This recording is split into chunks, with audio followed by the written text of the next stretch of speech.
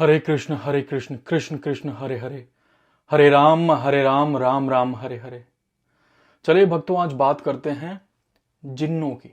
जिन्नात ये क्या होते हैं, ये क्यों होते हैं, और मैं सिर्फ बात करूंगा कि लोगों को कैसे ये परेशान करते हैं और क्यों करते हैं। और बहुत सी भ्रांतियां भी हम इस वीडियो में हटाने की कोशिश करेंगे जो कि लोगों को पता ही नहीं है। अब देखिए, बहुत जितने भी धर्म हैं उनमें सच्चाई भी है और कुछ बुराइयां भी हैं।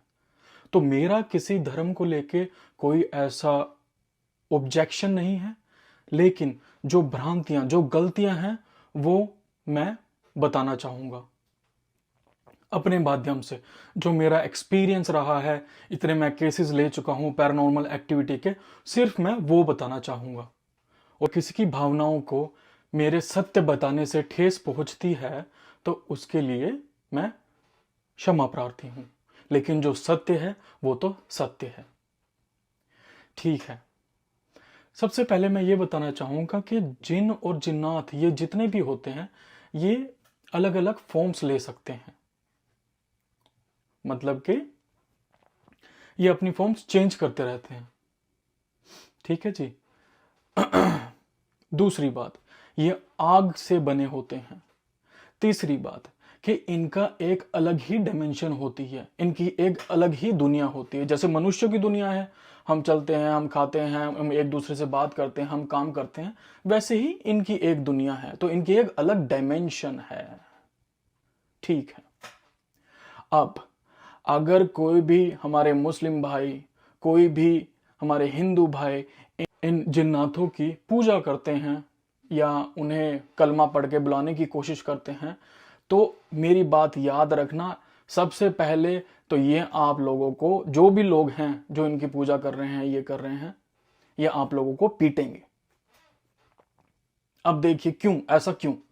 क्योंकि किसी भी चीज को, किसी भी एंटिटी को आप उसकी दुनिया से खींचकर अपने पास रखेंगे और अपने बेनिफिट, सेल्फिशनेस के वजह से, मटीरियलिस्टिक चीजों की वजह से, किसी दूसरे लोगों को परेशान करने की वजह से उनसे काम लेंगे, तो उन्हें ये बात अच्छी नहीं लगती। तो वो आपको सबसे पहले तो पीटेंगे, मतलब कि आपको डराएंगे, आपको सोने नहीं देंगे। और ध्यान रखना, ये जो जिन्नात और जिन होते हैं ये फिजिकल भी हो सकते हैं। सोते सोते आपके बाल खींच देंगे, आपको थप। ये सारी चीजें मैं उस एस्पेक्ट में बता रहा हूं कि लोगों से इंटरेक्शन के एस्पेक्ट में मैं कोई इनकी हिस्ट्री नहीं बताने जा रहा। तो ध्यान रखिए। तो जैसे ही आप इसे बुलाएंगे, ये आपके पास आए। अब ये आपके पास आते ही, जो इंसान इन्हें बुला रहा है या कुछ करवाना चाहता है, ये आपका पास्ट, प्रेजेंट, फ्यूचर सब जान लेते हैं।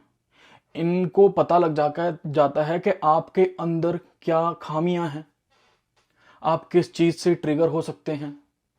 तो ये आपके बारे में सब जान लेते हैं। अब इन्हें पता चले कि ये इंसान मुझे रखेगा अपने पास या मुझे बंधित कर लेगा, तो ये आपको बुरी हालत कर देंगे आपकी। मेरी बहुत से जिन्नातों से इंटरेक्शन हुई, तो उस इंटरेक्शन से मुझे ये सारी बातें पता लगी हैं। कोई पुस्तक नहीं पढ़ी, आज तक कुछ नहीं पढ़ा मैंने इनके बारे में, और ना ही मैं पढ़ना चाहता हूं, ना ही मैं इंटरेस्टेड हूं। ठीक है जी, ओके। तो अब बहुत से तांत्रिक भाई हमारे जितने भी हैं, ये लेके घूमते हैं अपने साथ जो भी है इनका।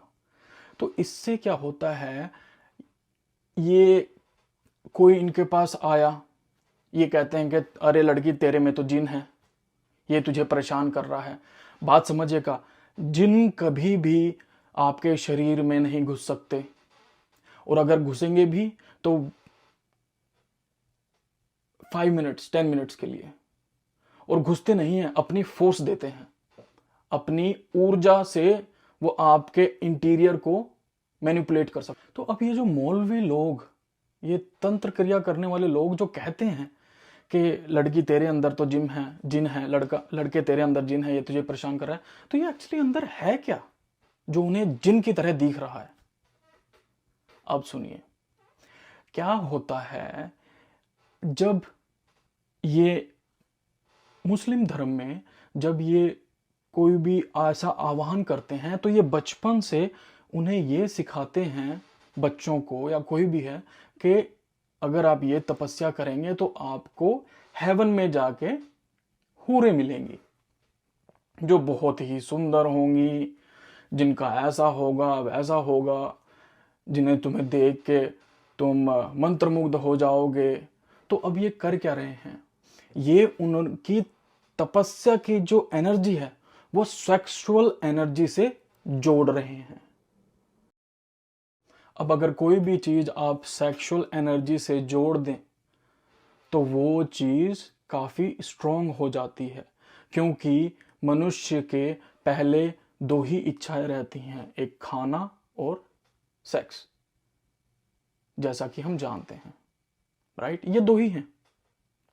आपने एडवर्टीजमेंट में देखा होगा कि कारों के सामने एडवर्टीजमेंट में लड़कियां खड़ी करके रखते हैं, सुंदर सुंदर। ये क्यों होता है? क्योंकि back in the mind we are thinking that अगर हमें ये कार मिल जाए तो हमें लड़की भी मिल जाएगी।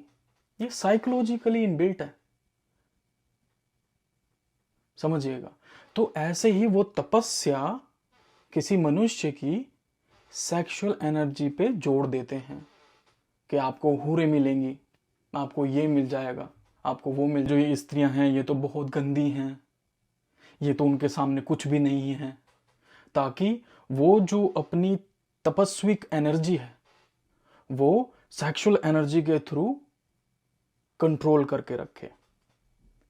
बट इससे क्या होता है? इससे उन्हें बहुत ही हानि हो जाती है। अब समझिए कि कोई तपस्वी आदमी जो शुरुआत से यही सोच रहा है कि मैं तपस्या कर रहा हूं ताकि मुझे हूरें मिल जाएं, मेरे को ये हो जाए, मेरे को वो हो जाए। अब उसका क्या है, जब वो मर जाता है, क्योंकि उसने तपस्या तो कर ही रखी है, इसका मतलब उसमें आत्मिक बल भी होगा। तो ऐसे इंसान मरने के बाद भी एक्टिव रहते हैं, मतलब कि उनकी आत्मा एक्टिव रहती है। और एक्टिव किस मामले में रहती है? कि मुझे हूरें मिलेंगी। अब मरने के बाद क्योंकि वो मेथड ही गलत होता है तो मोक्ष की प्राप्ति तो उन्हें नहीं हो पाती। जब उन्हें मोक्ष की प्राप्ति नहीं हो पाती, वो अल्लाह के पास नहीं जा पाते, तो उन्हें हूरें कहां दिखती हैं? उन्हें हूरें इस धरती में ही लड़कियां दिखती हैं, और वो अपनी कोई भी लड़की को अपनी अर्धांगिनी बनाने में जुट जाते हैं। तो ये मुस्लिम आत्माएं ही हैं जो लड़की के अंदर घुस जाती हैं और उन्हें परेशान करती हैं। ये कोई जिन नहीं है। जिन जिन्नात कभी भी शरीर में नहीं घुसता, समझिएगा। अगर जिन जिन्नात होगा तो सिर्फ पीछे खड़ा रहेगा, एक एंटिटी की तरह, ना कि शरीर में घुस के आपकी हालत खराब करेगा। तो ये मुस्लिम आत्माएं हैं जिन्होंने तपस्या कर रखी है इस माइंडसेट से कि मुझे हूरें मिलेंगी, तो ये लड़कियों में घुस जा। अब